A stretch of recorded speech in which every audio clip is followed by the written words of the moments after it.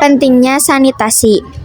Strategi Nasional (STBM) bertujuan untuk menurunkan angka kejadian diare dan lainnya penyakit menular lingkungan terkait sanitasi melalui perubahan perilaku. Keluarnya indikator meliputi setiap individu dan komunitas mempunyai akses terhadap fasilitas sanitasi dasar, memastikan masyarakat bebas dari buang air besar sembarangan. Setiap rumah tangga mempraktikkan pengelolaan air dan makanan yang aman. Setiap fasilitas rumah tangga dan layanan umum di suatu komunitas, setiap rumah tangga mengelola sampahnya dengan baik. Definisi sanitasi. Sanitasi memiliki berbagai definisi, antara lain upaya menjaga kebersihan individu, makanan, tempat kerja, atau peralatan higienis, mencegah kontaminasi bakteri, serangga, atau organisme lain, pengawasan masyarakat, pencegahan penyakit, dan pemantauan faktor lingkungan. Kesimpulan, sanitasi merupakan upaya preventif yang menitik-ibaratkan pada kegiatan kesehatan lingkungan. Menurut Undang-Undang Kesehatan Nomor 23 Tahun 1992, kesehatan lingkungan diselenggarakan untuk mencapai kualitas lingkungan hidup yang sehat, yang dapat dicapai melalui perbaikan sanitasi lingkungan yang meliputi aspek fisik, kimia, atau biologi, serta perubahan perilaku. Berdasarkan pembahasan sebelumnya, ruang lingkup kegiatan sanitasi mencakup aspek-aspek sebagai berikut. 1. Penyediaan air minum bersih, meliputi pengendalian kualitas dan kuantitas, pemanfaatan air, dan lain-lain. 2. Pengelolaan limbah, termasuk metode pembuangan, peralatan, pembuangan limbah dan penggunaannya, serta pemeliharaannya.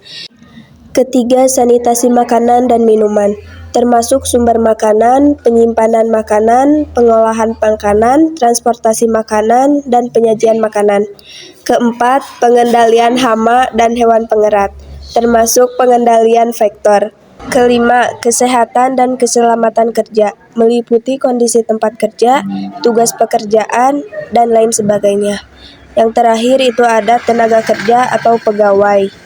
Dari sudut pandang kesehatan, sanitasi menjamin lingkungan dan tempat kerja yang bersih dan aman, melindungi individu dari faktor lingkungan berbahaya yang mempengaruhi kesehatan fisik dan mental, mencegah penyebaran penyakit menular, mencegah kecelakaan, dan menjamin keselamatan. Manfaat sanitasi di tempat kerja. Berikut manfaat yang dapat diperoleh dengan menjaga sanitasi di lingkungan kita, antara lain pencegahan penyakit menular, ruangan yang bersih dan berventilasi baik, mencegah hama seperti nyamuk, lalat, bersarang dan berkembang biak di dalam ruangan. Ruang kerja yang memadai dan ventilasi yang baik sangat penting untuk mencegah penyebaran penyakit. Pencegahan kecelakaan. Tangga harus bersih dan bebas dari penghalang bagi mereka yang naik atau turun. Ventilasi yang memadai diperlukan untuk pertukaran udara yang bersih dan sehat. Langkah-langkah untuk mencegah kebakaran harus dilakukan. Lantai harus bersih, kering, dan tidak licin. Pengendalian bau, wadah sampah yang memadai untuk sampah organik dan non-organik harus disediakan. Pencegahan pencemaran lingkungan, fasilitas pengelolaan limbah harus tersedia.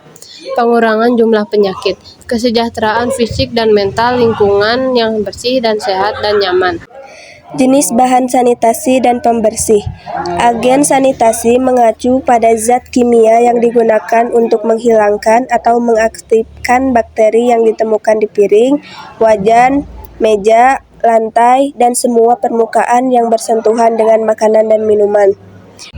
1. Bahan pembersih adalah zat kimia yang digunakan untuk menghilangkan sisa makanan, kotoran, debu, bahan asing, atau kontaminan. 2. Pembersihan adalah proses menciptakan kebersihan, menghilangkan kotoran fisik, dan pembuatan sesuatu yang menarik secara visual. 3. Sanitasi berarti bebas dari penyakit yang disebabkan oleh mikroorganisme dan bahan pencemar lainnya. Sanitasi agen terbagi dalam 3 kategori utama, yaitu sanitasi termal, menggunakan suhu tinggi seperti uap dan air panas untuk sanitasi. Sanitasi radiasi, memanfaatkan radiasi ultraviolet atau gamma untuk membunuh mikroorganisme. Sanitasi kimia, melibatkan penggunaan berbagai bahan kimia. Efektivitas suatu bahan kimia. Bahan pembersih tergantung pada komposisi kimia dan konsentrasinya. Sifat-sifat agen pembersih. Pertimbangan dalam memilih agen pembersih meliputi 1. Efektivitas biaya, 2. Tidak beracun, 3. Tidak bersifat korosif, 4. Tidak lengket, 5. Keterukuran, 6. Stabilitas selama penyimpanan. Mikroba atau mikroorganisme merupakan suatu entitas yang ada di sekitar kita, namun tidak dapat dilihat dengan mata telanjang. Seperti itu, mikroba tumbuh subur di mana-mana dan tumbuh serta berkembang sesuai dengan yang diinginkan dengan keadaan lingkungan. Mikroorganisme dapat dikategorikan menjadi 3 kelompok utama. 1. Mikroba bermanfaat. Mikroorganisme yang diperlukan untuk proses seperti yogurt, keju, anggur, bir, dan lain-lain. 2. Mikroba patogen. Mikroorganisme yang dapat menyebabkan penyakit seperti batuk, sakit perut, keracunan, dan lain-lain. 3. Mikroba pembusuk. Mikroba yang umumnya menyebabkan pangan tidak layak dikonsumsi akibat perubahan penampakan, bau, dan rasa. Misalnya daging menjadi hijau, roti berjamur atau buah, dan sayuran berubah warna menjadi coklat. Jenis mikroorganisme berdampak terhadap kesehatan dan keselamatan karyawan dan tamu atau pelanggan di industri pariwisata.